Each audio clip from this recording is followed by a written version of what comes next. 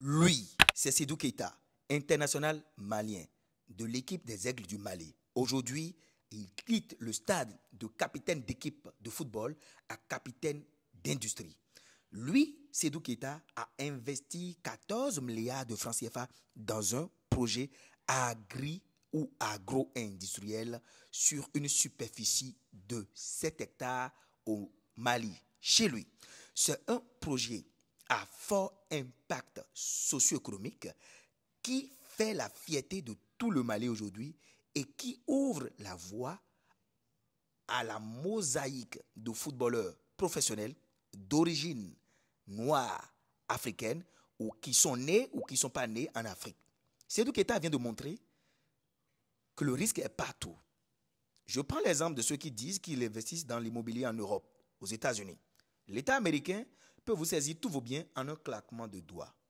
On est mieux que chez soi. Il est vrai en Afrique, on parle de sorcellerie, on parle de vol, on parle de braquage, on parle de guerre, on parle d'instabilité politique, mais c'est partout. Juste, on ne les voit pas. Si votre intérêt, votre centre d'intérêt, votre but est d'investir au pays, est d'investir dans le secteur agricole ou dans l'agro-industrie, vous êtes à la bonne adresse. Salut les gens. Pour ceux qui ne me connaissent pas, moi c'est M. Tadabé Valère-Wassou, ingénieur agronome, praticien, entrepreneur, multi-investisseur. Sur ma chaîne, je parle d'agriculture, je parle de développement, je parle d'investissement en Afrique, je parle des intérêts de l'Afrique, je parle des plantes et de leurs vertus. En parlant d'investissement, nous allons aborder aujourd'hui le cas de notre frère qui fait la fierté de tout le Mali et de l'Afrique entière, Sédou Keita. N'hésitez pas à liker la vidéo si vous pensez qu'elle va être croustillante. Et si c'est la première fois que vous êtes ici, abonnez-vous. Activez la cloche de notification pour ne plus jamais louper de pareils contenus et partagez la vidéo sur tous les réseaux sociaux pour faire grossir cette magnifique communauté d'agriculteurs modernes. Si vous avez envie d'investir dans le domaine agricole ou dans l'agro-industrie, j'offre une formation ce samedi, oui, samedi 22 juin 2024 à partir de 10 h à Bamako, au Mali, chez Sédou Keita. Cette formation s'intitule « Dans quel type de ferme agricole investir aujourd'hui au pays pour ne pas gaspiller son argent, pour ne pas perdre son temps ?» On voit beaucoup de personnes investir dans le secteur agro-industriel, agricole, sans connaître les réalités du terrain. Vous vous faites arnaquer sans connaître les réalités du terrain. Et donc, si votre but, c'est d'investir dans le domaine agricole, je vous invite à cette messe agricole africaine qui a déjà eu du succès en République de Guinée, qui va se tenir ce samedi 22 juin 2024 à partir de 10 h au complexe scolaire La Clé de la Réussite sur la route de Sénou à 100 mètres du dépôt de carburant. Ça va être croustillant, ça va être incroyable. Posez-vous confortablement dans vos différents canapés et allumez la télé. On y va. L'ancien milieu du terrain du FC Barcelone, autrefois appelé les Catalans, avait entamé cet ambitieux et gigantesque projet depuis 2021. Quelques années après sa retraite en tant que footballeur, le complexe industriel, résultat d'années d'efforts et d'investissements considérables, est désormais prêt à démarrer ses opérations au Mali, promettant de devenir un moteur de croissance pour la région et pour le Mali tout entier. Le complexe industriel de Sédou Keita comprend principalement 3 unités de production. Nous allons décortiquer dans cette vidéo ces 3 unités de production et nous allons analyser et conclure. Naturellement, nous vous réservons le droit d'intervenir dans les commentaires. Alors, le complexe comprend une unité de production dédiée à l'huile végétale alimentaire, de tourteaux et d'aliments pour bétail. Le second complexe est une unité pour la fabrication de bidons plastiques et de savon. La dernière est une unité produisant du beurre de karité. Il faut savoir que ces installations modernes sont conçues pour répondre aux standards internationaux et visent à renforcer l'autosuffisance du Mali dans ces secteurs clés.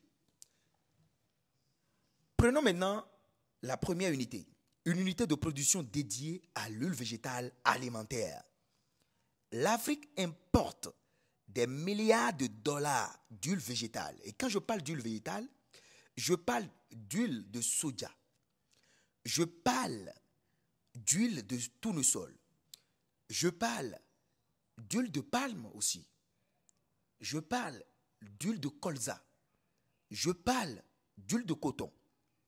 Au Mali, ce qui manque, ce n'est pas le coton. Au Mali, ce qui manque, ce n'est pas le soja. Donc, ces cultures que le Mali produit, le Mali est un champion dans la production du coton. Ces produits seront transformés au Mali par les Maliens, pour les Maliens, et vont être réexportés vers l'étranger. C'est ça l'économie. C'est ça la croissance. C'est ça un État souverain. Les totaux serviront d'aliments naturellement pour le bétail. Parce que quand on produit du soja, il y a ce qu'on appelle le touteau de soja. Et vous qui êtes sur cette chaîne, vous êtes des agriculteurs. Vous connaissez le prix du sac de 100 kg de touteau de soja aujourd'hui. La majeure partie des touteaux de soja que nous utilisons proviennent du Brésil. Le Brésil qui est un champion en termes de production de touteaux de soja. Donc il y a une usine de transformation agroalimentaire à grande échelle. Il y a indirectement des emplois, des milliers d'emplois directs et indirects. Il y a la récolte des producteurs qui est automatiquement achetée, transformée, valorisée, vendue sur le marché, créer de l'emploi encore, parce qu'il y a des gens qui vont acheter et revendre. Il y aura des grossistes, il y aura des détaillants, etc. Et les produits dérivés, tels que le touteau, les déchets, vont être révalorisés. Le reste, le surplus, le pays pourra envoyer à l'étranger. C'est de ça qu'il est question. Et dans ce ordre d'idée, le Bénin a déjà un coup d'avance, une longueur d'avance, par sa zone agro-industrielle qui transforme du soja, du karité, du noix de cajou, qui transforme son coton en tissu de luxe, en t-shirt de luxe, en Lacoste, en tout ce qu'on veut. Deuxième unité de fabrication de bidons plastiques et de savon. Vous savez aujourd'hui, la plupart des bidons que nous utilisons proviennent de la Chine. Et ils viennent de la Chine sous quelle forme? Sous la forme de préfob. C'est des petits bidons, des bidons en miniature que nous soufflons. Et donc, si ce complexe a pour but de fabriquer directement des préfobs et de les souffler sur place, ce serait vraiment une bénédiction pour le Mali. Parce que les Maliens auront du contenant à prix défiant toute concurrence. Vu que c'est fabriqué au Mali, ils pourront desservir la sous-région. Le Bénin, le Burkina, le Sénégal, etc. C'est ça l'économie. C'est ça ce que nos dirigeants veulent pour nous. C'est ça ce que les Africains veulent aujourd'hui. Ça va créer des emplois directs et indirects. Parce que qu'on le veuille ou non, le plastique, surtout les contenants plastiques, sont omniprésents dans notre vie de tous les jours. Le savon, le rôle important du savon aujourd'hui. Le savon ne fait pas de la publicité. C'est un produit qui se vend tout seul. On a besoin du savon. Alors, la dernière, est une unité qui produit du beurre de karité. Juste là, le beurre de karité est produit par les femmes manuellement et tout. C'est un produit non négligeable qui a une valeur intense, énorme. Le beurre de karité est transformé en produit cosmétique. Sa valeur aujourd'hui est reconnue et validée partout dans le monde entier. Chez les Russes, les Français, les Américains. Tout le monde connaît la valeur du beurre de karité. Et donc, lui, il rachète les noix, les amandes de karité, il les transforme dans un système agro-industriel pour créer de l'emploi et créer de la valeur ajoutée aux produits qui sont bradés entre-temps. Je crois qu'il a tout le soutien, tout l'accompagnement du ministère de l'Industrie du Mali, du gouvernement de la transition dirigé par le colonel Assimi Goïta, parce que c'est une fierté. C'est de ça que le Mali a besoin. Et tous les autres Maliens qui me suivez, vous qui venez de tomber sur cette vidéo, n'hésitez pas à emboîter les pas à votre frère, Seydou Keita. Il est vrai, c'est un footballeur. Il pouvait penser sous et s'amuser aux îles Maldives, investir dans quelques immeubles, usines, mini-usines, et dormir tranquillement en Europe. Et pour vous qui ne le savez pas, il vit à Dubaï. Malgré ça, il ne s'est pas éloigné de ses origines. Il s'est rappelé de là où il a quitté. Et c'est de ça qu'on a besoin aujourd'hui pour l'Afrique. L'Afrique a besoin de tous ces bras valides. L'Afrique a besoin de toutes ces têtes pensantes. L'Afrique a besoin de tout son argent. Je vous dis merci de m'avoir suivi du début jusqu'à la fin. Moi, je n'ai pas d'analyse. Je vous laisse analyser. On est ensemble. Bra! Agriculteur moderne! Agriculteur moderne! a plu la formation? Oui. Si elle vous a plu, applaudissez pour vous-même. Pa, pa, pa, pa, pa, pa.